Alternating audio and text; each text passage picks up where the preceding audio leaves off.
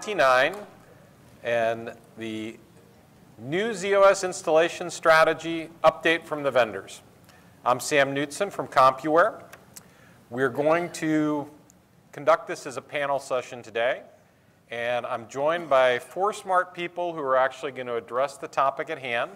We've got Paul Spicer from BMC, Sujay Solomon from CA Technologies, Keith Sisson from Compuware, and John Eells from IBM. Now, John presented a session immediately prior to this one in this room. Who was not in that session? Okay, so a few of you were not. All right, so we'll do just a brief recap. Now, it's out in the archives, but we're going to give you the Evelyn Wood speed reading version of the session. But bear in mind, there was a good hour of technical material that this is going to be sort of sitting on top of. Tell you a little bit about what the goals are for this project in broad, and John will speak to this as well. We want to make installation and configuration easier for everyone on the zOS platform. Faster, simpler, consistent across vendors. We want this to be baked into the operating system. And these are things that developed from conversations amongst the vendors and IBM and customers. And there's really desire for a common look and feel, a common approach. And we figured out that this had to work whether you had software that was packaged with SMPE or non-SMPE. To give you just a little bit of the history of how some of this developed, this has been an effort that's been ongoing now for a couple of years. And it goes back to 2015. There were discussions online, obviously discussions at Share. We had the first meeting that all of that activity inspired at Share in Orlando in 2015. And there was a lot of really intense collaboration, some really pointed discussion about what we needed to move forward. And the vendor community has continued to meet at Share and to meet at IBM technical disclosure meetings in Poughkeepsie. We hold regular monthly calls hosted by BMC, has been kind enough to orchestrate those. And in February of 2016, we actually published a white piece through Share. And there haven't been many white pieces. This is a great opportunity to put technical viewpoints out into the community. And it was simple install a roadmap. And the URL is out there on the Share site. I think there's 3 of them there now. This is a great way to start technical discussions or to spur on considerations around a problem or policies in our industry. Now, my name and Nancy Koya from BMC is on that paper. But I can tell you that in reality, most of the hard work of getting those thoughts down was done by technical folks at BMC, Compuware, IBM. Bob Yee and Paul both were huge contributors to that paper. So there was a lot of discussion, but Bob and Keith definitely both put their heart and soul into it. And together we got it distilled to a really tight set of thoughts around what the future was for simple install needs across all vendors, all products. And most of the vendors have been doing outreach to customers. There's over 30 vendors involved. John will probably give you a little better perspective as someone sort of sitting apart from the vendor community on that. But this is a broad initiative, and it's recognized that it needs to be so. We believe this is going to be successful because what you're seeing is significant, meaningful cooperation between vendors focused on providing a set of tooling and a common approach that will make it easier and faster for people who are learning how to install software, for software that's installed at many different sites, there's going to be a real product to this. This is not an endless exercise. It has a discrete set of clear goals. And there's been very robust sharing of ideas and requirements and a lot of outreach. I know Bob and Keith at Compuware have had I think about 4 dozen calls where they've taken detailed notes and they've done customer interviews. All the other vendors are doing outreach. So there's a great effort to really understand in a deep way what the essence of the problems are today with software installation, configuration, and deployment. And you say, well, what's the scope of that? We are looking at really the whole enchilada. What does it take to create an instance of software? And how do we use things like zOSMF workflows to make that easier, automated, really orchestrated in a way that is consistent and intuitive for anyone? All the different deployment considerations at sites, which are varied widely around the world. What are the best practices? And figuring out those as part of the effort, not later.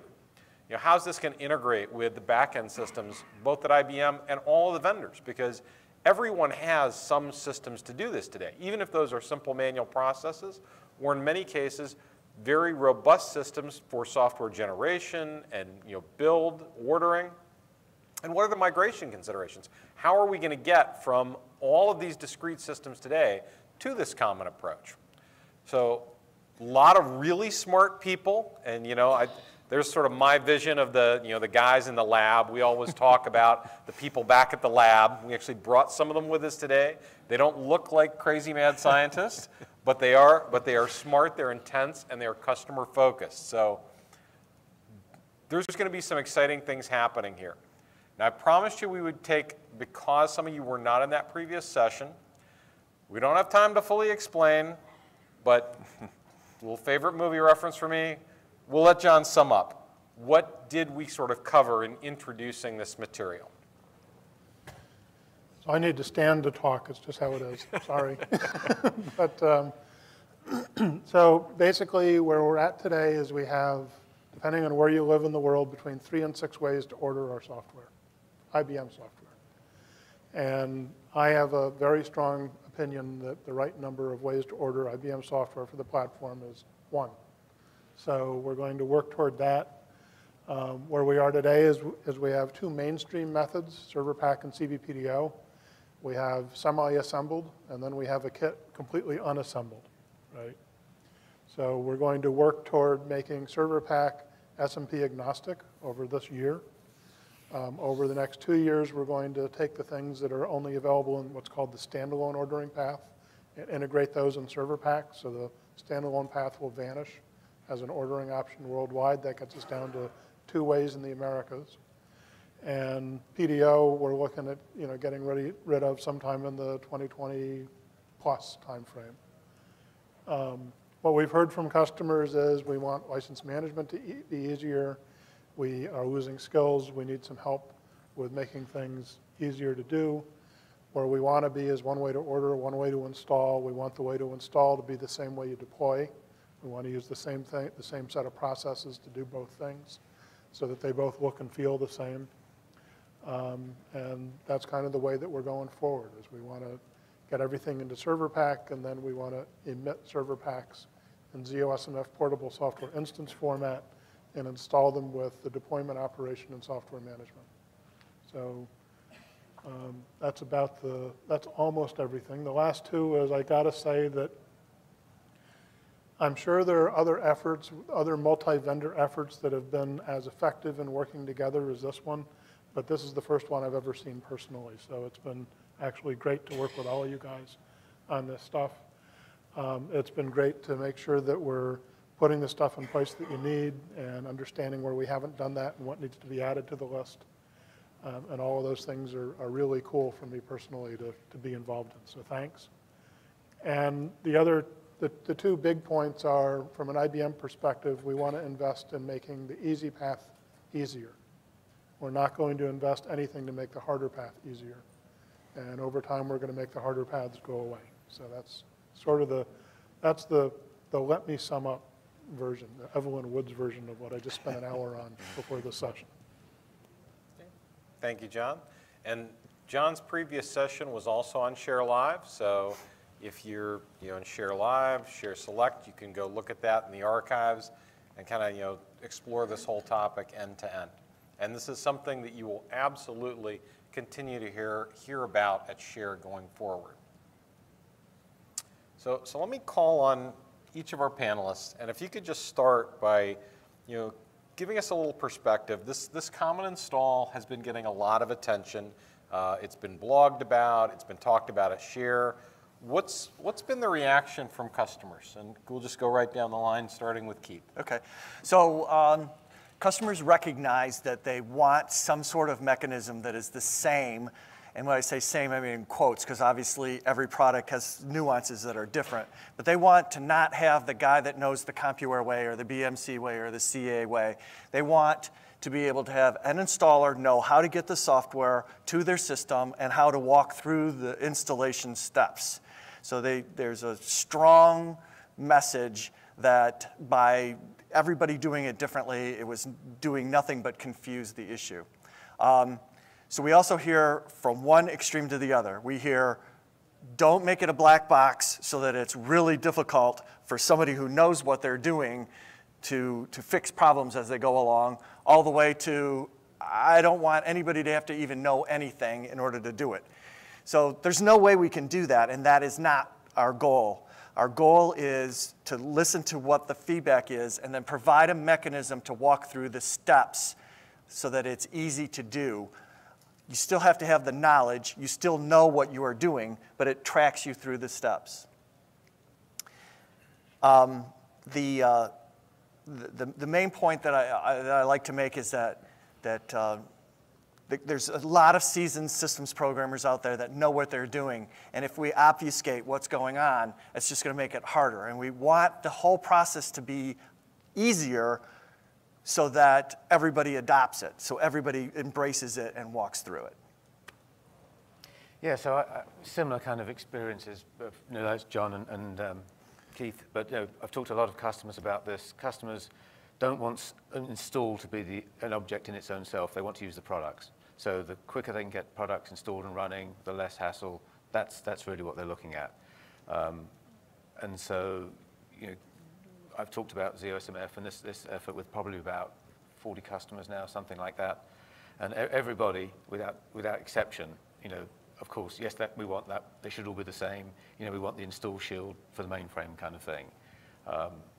There are obviously people are retiring. There's less skilled people around. That's certainly one of the things that people tell me. That they want to have some of the newer guys do the install work, and so it needs to be simpler. But at the same time, obviously, not making it so that other people can't and won't want to use it as well. But yeah, I mean, very, very similar, what we're seeing. First off, I want to thank John for involving all the vendors from the very beginning. So it's been a great experience for us. Similar thoughts. We've talked to plenty of customers. I mean, the request to commonize the install process has always been around. We've heard it from customers for years. And the more customers we talk to about zOSMF, they've been saying it's a good thing. If you're going to make the install process common, not just with your products, but with all the vendors, that's going to make our lives a whole lot easier. So really just echoing what Keith and Paul are saying. Okay, so kind of going back down the panel, when you're having these customer conversations, and they're talking about what they want, what specifically do customers tell you that they do want? I've heard a lot of comments about what they don't want you to do. They don't want you to dumb things down. They want you to have some flexibility. But what have they told you that they do want? And more importantly, we're all putting a lot of time and effort into this. Are people happy today? Maybe we could just not do this. What do you think? Our customers, CA customers, are actually fairly happy with the process that we have right now. But, I mean, that depends on, we have a variety of tools that help you install our products right now. So the answer kind of depends on which tool you're using right now. But across all of the tools, I would say most customers are happy right now. But that doesn't mean that they're happy with the process on the platform as a whole. So again, I'm going to go back to the previous answer, which was customers are still asking for a common way for us to be able to install products and maintain them on the platform that's similar with all the vendors. And that's been the #1 ask, really.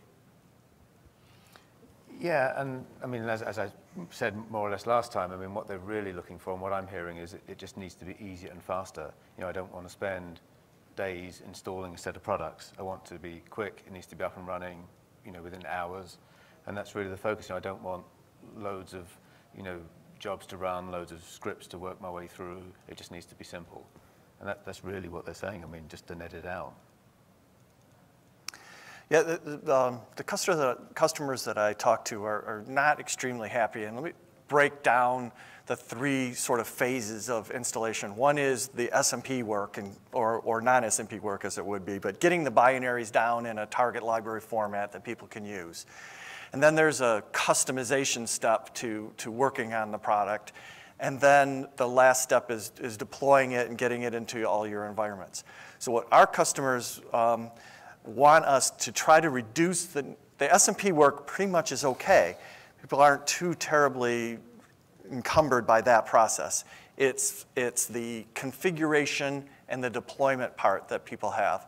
So we've been focusing on using a zOSMF workflow to, as you go through the workflow, how many people have seen zOSMF or have been working with it?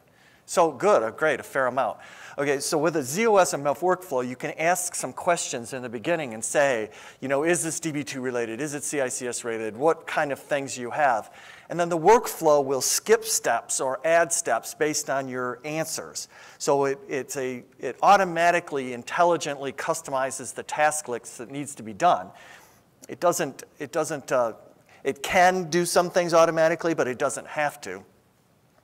But the point is, Sam, that is the part that they have the most trouble with is the configuration, and then the second most trouble is the deployment. But they pretty much all like SMPE. Okay. So Keith, you're a great straight man. So what I'd like to get is a sense from the room of the sort of the three phases that Keith talked about. And if we could just I'll get a show of hands. Which do you think is the most difficult? So first would be the SMPE installation, you know, laying down, populating the target libraries. How many people think that's the most painful process? Okay, no one. So I think our panel sense that the SMPE receive, install, apply process and just getting that software populated, not really a problem today. What about customization and configuration? Probably a good 50% of the room. How about deployment? Getting all of the right software, all of the parts that you need so that nothing breaks, everything works perfectly, just like the first installed copy on every system in your entire enterprise. So deployment. How many people think that's the pain? It's maybe about a third of the room. So again, these things, there's some clear challenges in the last couple of phases there. And I was just going to ask a question, if I can, please. On that.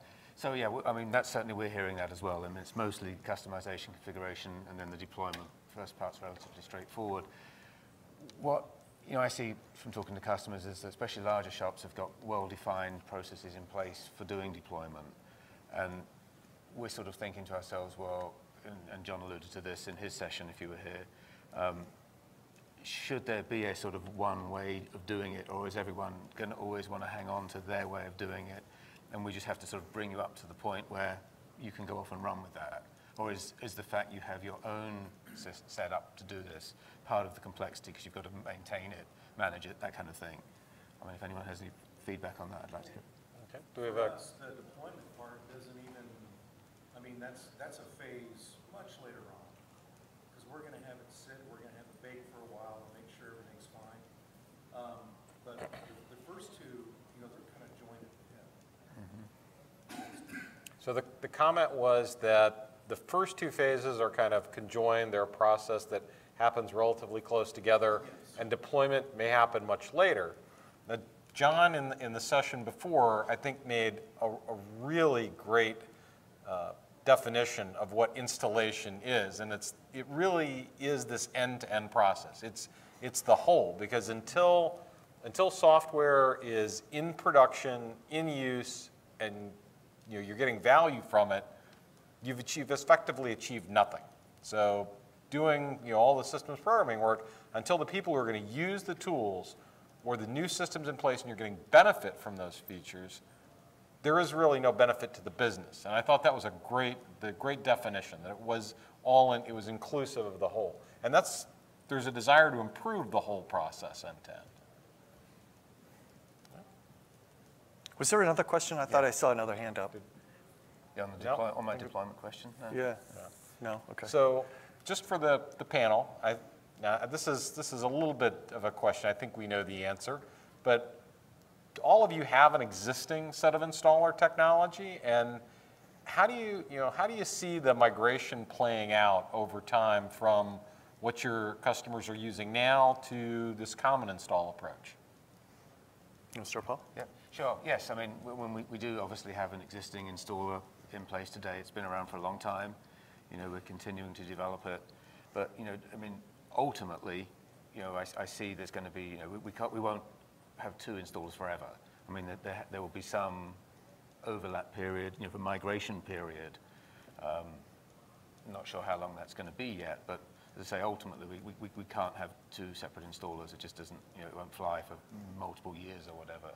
So yeah, so as we're putting our plans together to do this migration, you know, and coexistence for that period is very high up on our list of things to make sure we do properly. Sujay? CA obviously has our own installer product, but I want to go back to software instances. So portable software instances with the server pack model, with the ordering mechanism, you could get multiple products into the same package. That model doesn't really fit what CA does right now because our PAX file model is one product maps to one PAX file. So in the future, we might go down the path where we might also do an ordering model where it results in multiple products being in the same portable software instance. And that's kind of when a choice comes up to you, the customer, is if you want to stick with the single PAX file model, then we'll continue supporting that. But if you would like to also move to the ordering mechanism where multiple products can be in a single package, then we will also support that. And until that choice comes about and we find out from you guys what you like, we'll continue supporting all of our existing methods. So our current model is already where we join multiple products. If you order several products from them, we package it together and we use the receive from network process to do that.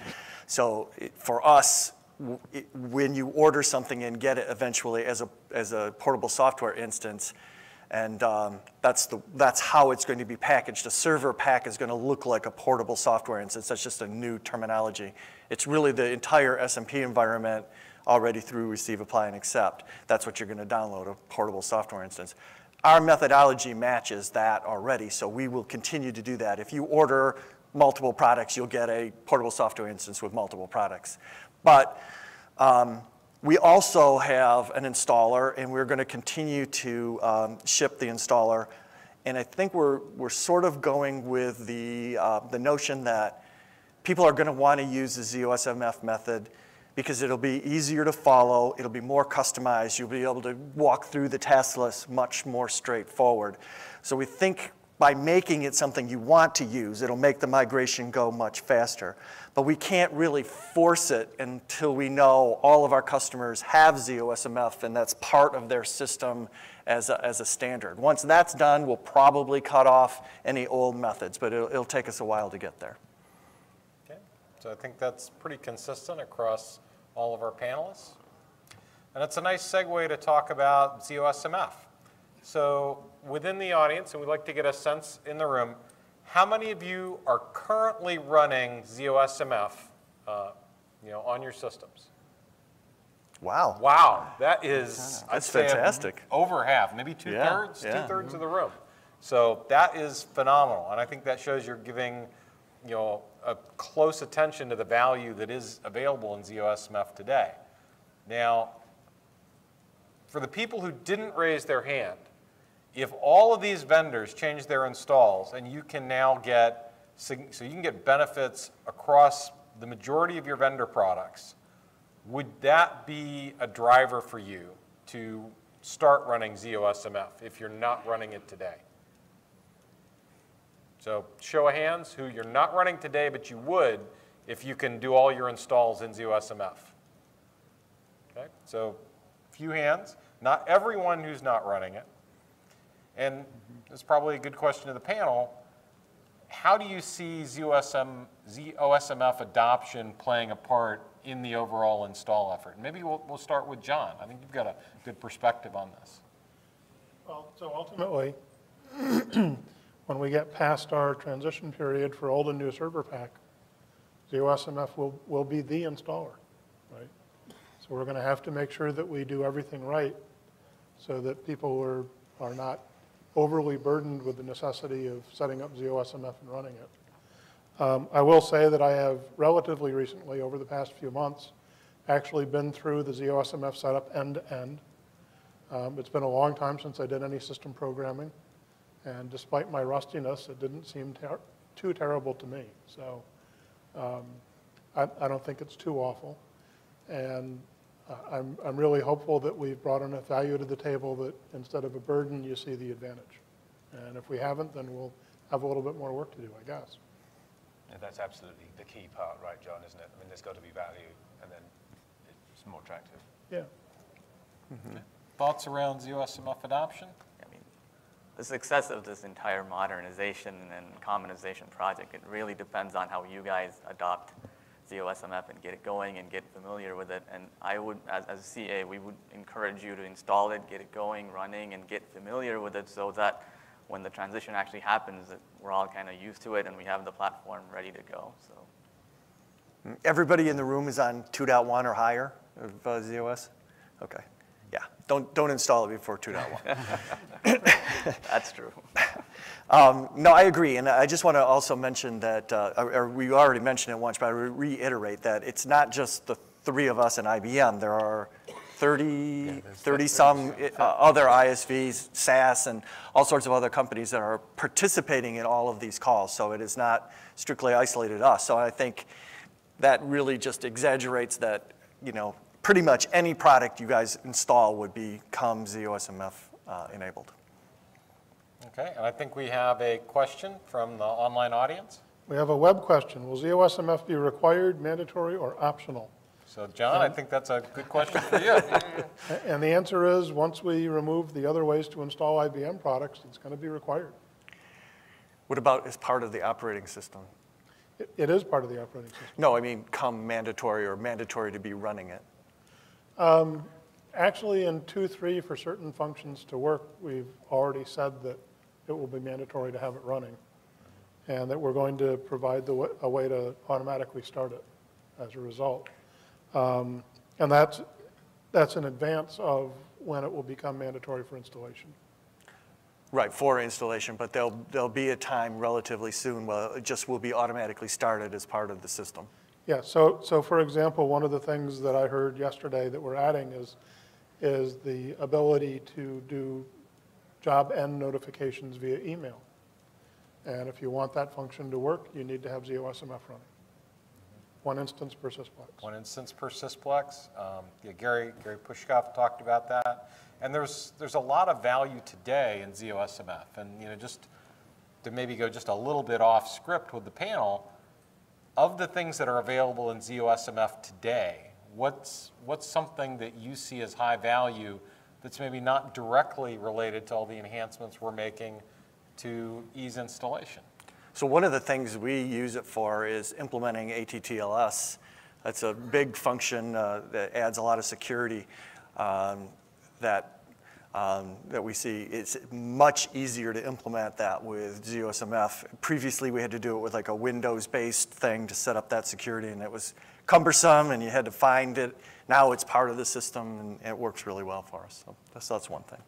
I mean, we're making heavy use of all of the REST APIs that are built within zOSMF. It's a much easier way to drive Rex or JCL or anything that you want to run on the system. Getting output back in a nice JSON fashion that's easily parsable by modern programming languages like Java or any other high-level language. It's just no question about it. There's just so many advantages. Okay. Paul? And we have some integrations already with zOSMF, some of our products, to work with it. So that's most of what we've been doing. And building on what Sujay said, I think Gary referenced yesterday there was over 500 pages of API-related doc for zOSMF. So I mean, there really is a very robust set of APIs there, and although my personal favorite feature would have to be the WLM policy editor, because when that came along, it was so much more friendly, easy to use. As soon as I got that, I never wanted to go back to the ISPF-based application. It just made it a very intuitive effort, and even people who were not intimately familiar with that could go in, make a change and be comfortable with it. So I do see this as just integral to systems management. There's a lot of different reasons to run it, not the least of which is that it's going to be foundational for install improvements going forward. If I might add, if everyone had zOSMF and the REST APIs enabled on their systems, I truly think it would help us, the vendors, build a lot of more innovative products. It opens up a new world for us. So. Mm-hmm. And when we talk about APIs, just so generally these are REST APIs, web services. So there is a great foundation of material there. You know, like I say, the amount of doc that's there in terms of opening up the mainframe is pretty amazing. Yep. Okay, so there are products, I can't name one personally, or at least I won't, that have not yet been updated to be SMPE packaged.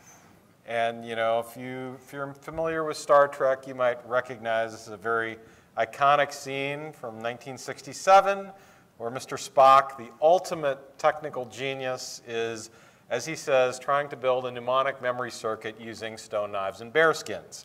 So we've obviously got some technology that is not yet been updated to be packaged in SMPE. What about those products? So John, let's start with you. What's the future for ISVs that aren't using SMPE?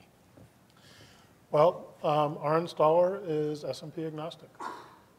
So you can think of us like a flat rate box. Whatever you choose to put in it, we're going to move from point A to point B. And because it is a deployment operation, people that have non-SMP packaged products have or will have the capability to call a workflow as part of that deployment operation to do the product setup steps, whether or not the product is SMP packaged. So we heard very clearly from a number of vendors that they needed to have that support, and that if we were going to achieve a common installer, it had to subsume both SMP and non-SMP packaged products. And, oh, go ahead. See, we have very few products that are not SMPE packaged, but we have heard from customers that, again, if it's non-SMPE, they would like a common way to install it. So we're absolutely going to look at portable software instances within zOSMF for non-SMPE products. Yeah, it's pretty much the same for BMC. We've been using SMP for a very long time, and pretty much everything is. You know, we do have some non-ZOS components, you know, like workstations and stuff like that aren't SMP installed, which would be nice to be able to put them all together in a software instance. So that's something that we see as benefit. So John, let me clarify. Well, we're also not all SMPE, but in that portable software instance, there wouldn't be a reason that you couldn't, since you can include anything, if you did have distributed software, you could distribute it that right in the same package at the same time. Certainly you can, as long as you can get it into the ZOS accessible file system, you can include it. Right, okay. All right, so let's talk a little bit about, you know, what you all see in this. You've got a great technical overview from John that most of you heard. You've heard some thoughts from, you know, all of us as vendors. You know, how do you see a common install being beneficial? Is there anyone who'd like to share something that you're excited about after hearing this for the last couple hours? Anything you're not excited about? Yeah, that's just as important. The configuration issue. I'm very familiar with the Compuware products.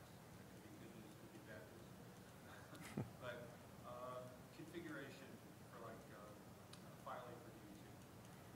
We want to put it, we've had a challenge, or with the IMS product, we had a challenge where we have many DB2 systems, or many scattered all over. And we wanted to configure that product so that when we deploy it, it's going to be able to handle whatever DB2 systems are on those types of systems. That's our biggest concern, is this kind of customizations and that kind of configuration where you want to do it once. You don't want to do it on every other system, but it's got to be able to support those systems. So the configuration is the part that scares me the most.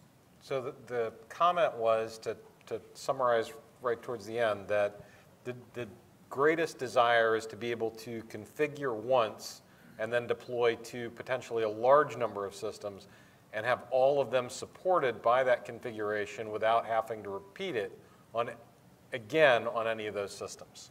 And I'll get some thoughts from the panel, but I don't think there's anything we've talked about that inhibits that. No, I don't think anything precludes that. As long as you can skip the workflow, I think life is good. Although I would have to say that there are two ways to approach this. One is to duplicate everything that you did in the background where you don't have to do it yourself. And the other is just to do it once and then not do it at all during the deployments. So there are really two ways to get to the same endpoint. And I sort of see this as they're both related to installation and configuration, and it's an excellent point. The common installer is walking you through a set of tasks, and what you're saying is on some of those tasks, I don't want to have to do it multiple times, or I want to make those tasks go away. And I think that is something on our roadmap to greatly reduce the number of tasks that you have to do to customize and deploy. It would be our goal that you set it up once and you just copy it to wherever you want it to go and it runs. That's a direction we want to head. That's slightly more advanced than what we're talking about, which is just the configuration and the installer. But that's an excellent point. And it's something for us. That's again is something we're looking at. We want to take the opportunity as we're moving to the zOSMF-based install and configuration to streamline the way we do things, as well. Where we've got the covers open, kind of thing. Getting in there and making some improvements in that area, entering data once, reusing it, carrying stuff forward from previous configurations, that kind of thing. I like the carrying forward thing. That's always a cool thing when you can go, you've already done it, then you can just move it forward. Right, and that's something we hear a lot from customers. And so we want to take advantage of making this move to sort of incorporate some of these things that we've been hearing and make it better going forward. And all of the vendors, including Compuware, I think have made investments in making the install easier. And it is an area that is getting a tremendous amount of focus because I hear from almost every customer I talk to that they value simplicity, usability, and ease of use as highly as new features. And I think that reflects the fact that most of the products in the mainframe space are very mature, they're very feature-rich, and you're dealing with a decreasing pool of number in both the number of people and the experience. And so where we can make improvements to make things easier to use, put configuration information in a common place, leverage things like system symbolics to allow you to more easily clone from a small number of LPARs to hundreds of LPARs without having to go in and make manual changes. That's going to dramatically improve the speed at which you can deploy products and get value out to the business and to the developers, all the people who are using those vendor products. So yeah, I think there is a common theme here of we're supporting a common install, but at the same time we're all looking for significant other opportunities to make improvements. Right. And I would add to that. I would just like to mention, because I forgot to say it in the last hour, and should have made a point of it, that the model after capability is already there in software management. So having done a deployment, you can model after that one for a future deployment. Okay. Sujay? And once they've modeled it and they've deployed it to another LPAR, they can still target workflows to that LPAR and drive workflows. And that's the strength of the infrastructure, really, because you can create this golden image possibly on a local system and deploy it. And some of the things that are common amongst all the deployments, you could perform those on that golden image. And once it's actually on the other LPARs, you can still target workflows from that local system and drive them from there. And that's pretty powerful, right? I don't know, correct me if I'm wrong, if I got anything wrong. But. No, I agree. Yeah. All right. So to our audience, obviously we've got a lot of people who are very focused on improving the installation experience. Are there pain points? And we're not asking you to sort of, spear a particular piece of software vendor, but are there patterns of software installs that you would really like to see made easier or eliminated, where you've got common tasks that you have to do something similar in multiple products, and you'd love for that whole class of work to go away? Brian? Sam, could you and the panel talk about your vision for preventive service? So we've done an install, time passes, and it's time to either correct something that's occurred or So in the short term, I guess it depends on your definition of short, right? But IBM has. So the question was, from Brian Peterson was, what's the vision from the panel for preventive service and updates to products that have now already been installed? As we think about this technology going forward, how will the products that are installed, configured, and deployed then be service updated or replaced? So one of the first things that we want to do is IBM was gracious enough to share with us some of the magic behind the scenes on how receive order works. It's our intention to allow receive order to be run for our product set. So that's how we envision getting maintenance. Is everybody familiar with receive order? Do you guys all use receive order? Okay, so that process, if all the vendors can use that, then that would make it much easier to get maintenance, and it's just a normal SMPE process. But I do understand that there are some things that we're looking at within zOSMF to make that easier. And yeah, much the same here. You know, we're looking at using receive order, had customers ask specifically about that anyway.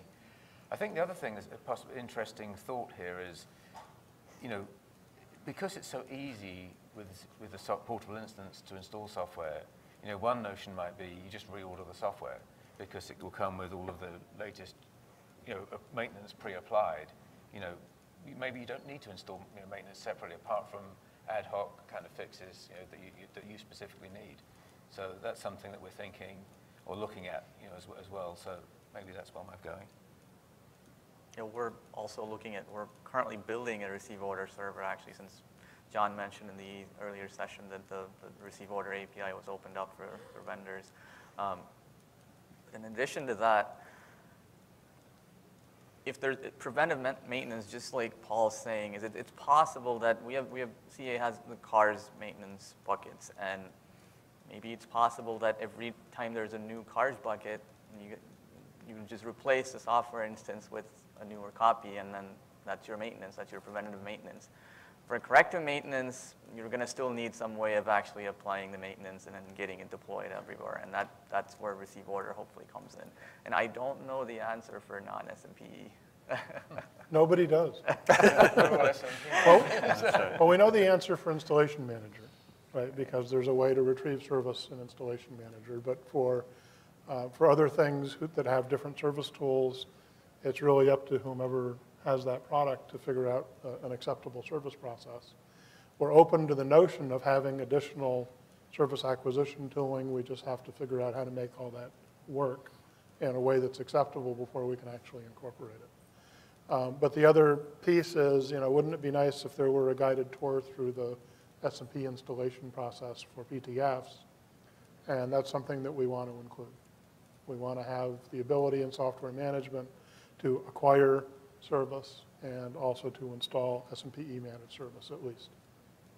So, you know, my personal vision, having, you know, managed systems for many years, is one-stop shop, a common user interface that is, you know, just Apple simple to use, you know, provides a high degree of automation for allowing you to define your vendors, automatically retrieve, you know, service information from them, bring that service, optionally bring that service to your systems, allow you when you're ready to install maintenance to bring software to a well-known, tested, recommended point that, again, takes sort of the deep expertise that is required for a systems programmer today to sort of figure out, you know, where you want to go to. You know, often system programmers have an exercise of, you know, it's kind of like the marathon man game. Is it safe? You know, where do I want to go? You know, I want to go how far forward? You know, what's the set of maintenance that's been well tested, whether you're talking about cars or RSU or an equivalent process from other vendors of how do I know that what I'm putting on is the same thing that's been tested by the vendor, and if I'm deviating from that, I'm only doing it in ways that I absolutely need to solve problems I've already run into or to implement features that are critical to my business. Because as much as possible, I want to adhere to using a configuration that's tested by the vendor, that's going to be used by other customers so that I'm not finding unique problems that are the result of putting a bunch of service updates together in a way that no one else on the planet is running without really good reason. So I do see automation and having a single home to manage service. Very much. We often sort of poke fun at other platforms, but when you think about Windows Update, I can dial up the pace at which I get service. I can slow it down. I have a single place to go that automatically can check and find out if there's service that's available. I can have it automatically installed if updates are important. And there's no reason that we shouldn't be able to have all of that convenience and automation. And automation is probably the single underlying element in all of this is I want to make sure that someone without knowing a lot of esoteric history and possessing a number of esoteric skills can make great decisions to give the customer the best possible experience with my software and the platform. And I believe it's achievable. And there's just a lot of plain hard work that has to happen. Things like all of the vendors we talked about, received from network and the receive order. IBM can't necessarily do this for us because all of the large vendors have databases that make up how our products are constructed, the service that's being issued for them. So does IBM. They can provide a common interface. And when you talk about that vision for automation on the platform and everyone being able to get service automatically, all of us have to do the plain just hard work to build the back end because all of our databases and systems look nothing like IBM's and look nothing like each other's other than some common constructs, I'm sure, that are forced by the fact that most of us are supporting SMP eShip software. But this is achievable, and this is a problem worth solving because this has plagued us for 50 years. So we now have the opportunity and the will to do better. That's a lot of words, but I think there's worthwhile work here, and there's a will to do it. Other questions from the audience? Okay. Just to expand on what you were saying just then, is it a vision to have some sort of common repository across vendors to store customer-specific data that you acquired during the installation process, or is it still going to be managed by a vendor or individual product basis? I don't recall hearing any such conversation. I can't quite imagine how that would work today. So the question was, you'll tell me if I got this right, is there any intent for customer information to be shared across vendors in a single repository? And within the scope of everything that's been discussed, the relationship of customer to vendor is still just that. There's no intermediary, there's no sharing of information amongst the vendors, but it's a common set of tooling that resides at your site, on your systems, and connects to multiple vendors. So what we want is to very easily have you be able to define multiple vendors that you need to order software and service from and get those updates using a common set of tools. And we have some questions online. Thank you for answering my previous question about zOSMF being required or optional. I think the idea of zOSMF is great, but what I'm concerned about, this is a very long question, is that zOSMF is very CPU intensive, and this is a problem for the soft capping arena. High cost to run this new required software for installing software. How is this going to be addressed? My plans of making zOSMF zip eligible, are there any plans of making zOSMF zip eligible, or at least having price incentives to run zOSMF? John, I think this is an easy one to answer. So zOSMF is based largely on WebSphere running with the Liberty profile, which I believe is in the 80 to 85% region written in Java, which is all offloadable to the zip. So it's already zip eligible. In fact, most of it runs there.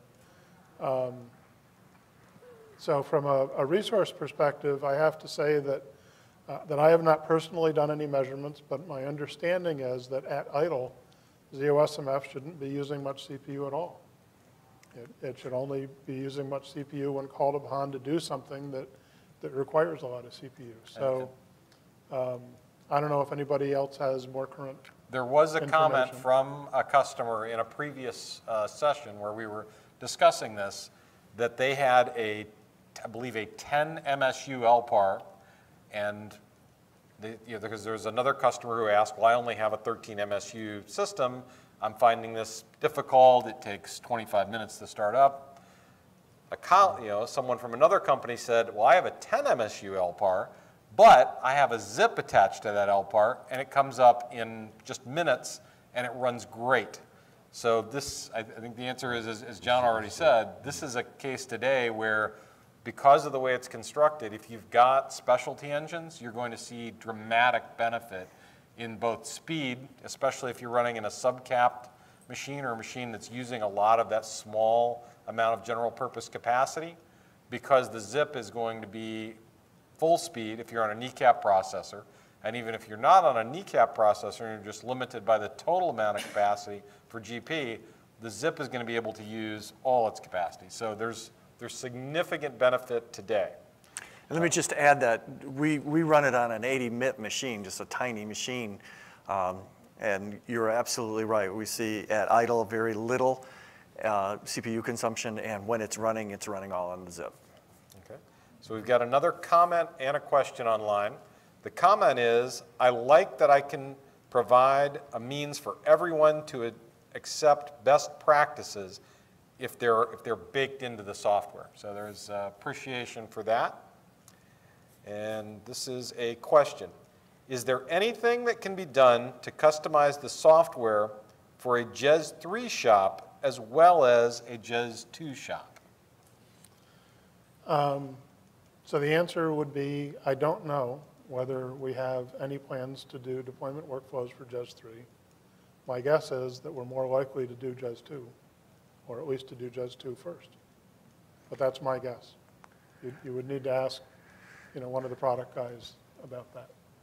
So does zOSMF, I mean, we are in a JES 2 environment, and part of a workflow is it will submit a job on your behalf and capture the output back from that job, the return code and that information. Will that function work in both JES 2 and 3? That absolutely works on both JES 2 and JES 3. So I thought the question was about JES 3 customization, not about whether all this is supported in a JES 3 environment. Thank you. All this does work in a JES 3 environment. Yeah. Is there anything that can be done to customize my software for a JES 3 shop as well as a JES 2 shop? So we're making some interpretations, but I think So there are two ways to interpret it, I guess. One, are we going to do JES 3 customization in workflows? Don't know, right? The other is, will the workflows work in a JES 3 shop? Absolutely. In fact, one of the other roles that I have is doing some cloud provisioning testing in zOSMF. And we alternate, actually, in our test system between JES 2 and JES 3. So we run JES 3 one week, we run JES 2 the next week, and our testing has crossed that boundary many times. So I'm certain that it all works on both. Okay. Other questions from the audience? Yes. So I'm curious a little bit about, it might be a question initially for John, but maybe others can chime in, but the idea of, competition to create better products and drive down prices is always a good thing. This kind of seems to be a case where everybody's done their own thing on their own, but we're kind of to a point where we need one solution. And so how did you kind of get buy-in from the other vendors to say that this is the way to go? And then how was that received by somebody else? So the question was, in an arena where vendors traditionally have been very competitive, how did we, as a group between IBM and all the vendors, come to cooperate in this venture? I'll comment, and then I'll let John and then the rest of the panel weigh in. This was as much driven by the vendors and customers. I think everyone here, has often decades of experience. This is a shared desire to have the platform, have a long and happy life going forward. So the things that we're working on together now are things that are crucial and they're necessary. If the platform is going to thrive with less experienced maintainers and less of them. So I think there's enough people who see the criticality of the problem. And John shared a good word that I've heard from other IBM liaisons over the years. Charlie Lyman, I think, might have been the first one that I heard to roll that out, and that was co-opetition. And that is a case where, yes, IBM and the vendors compete with each other to sell products that provide some functions. The vendors compete against each other, but there are times when, for the good of the ecosystem, we will cooperate because customers need systems that run a wide number of products from different vendors to be stable and to support new features in the hardware, the base operating system. And I think the ecosystem has evolved that supports that very well. And this effort is it is perhaps one of the better examples of the entire community working together towards an end that is clearly in sight but not immediate. Yeah. So have you ever heard the phrase violent agreement? Right? That's when you talk to somebody and you argue with them for a little while until you realize we both want exactly the same thing. Right? So I think this was a case of that where we wanted to do this and everyone else wanted to do it, and we all got in a room and we kind of talked past each other for a little while until we all realized we're all in agreement. Right? So this has been an astonishing experience for me, I have to say, and the degree of cooperation that I've seen has been amazing, and I'm trying to be as cooperative as all of these guys have been. Not just sitting at the table, but Right. the whole group of. I think the people that are only thing that we would all like, that we really struggle with, is we want to go faster, and there are some considerations around trailing edge support for when do we have a critical mass, and then when do we have all of the customers that will have to have the tooling in their hands, because environments that don't support it have gone out of service. And so that's one of the things that does drag this a little bit, but that doesn't prevent us as vendors and IBM from providing great capability for people who want to lean in before they're actually forced to. And I think that's a good point, in that you probably don't, if you see advantage in everything we've talked about, why would you wait until you are pushed into using these tools?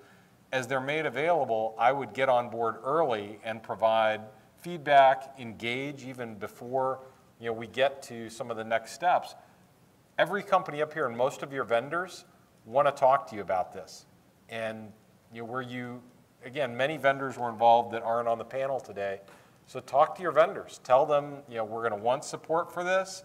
We want to talk to you about your install. We see value in you investing in this area for usability and a common install across vendors. Perhaps you might use the language that we require you to invest in this area and work towards a common install across vendors. Remember, as vendors, we serve at your pleasure. So it is our job to satisfy your requirements. Paul, you had a comment? No, it doesn't really matter. Okay. All right, we are just about out of time. Because we're share. Because we're share.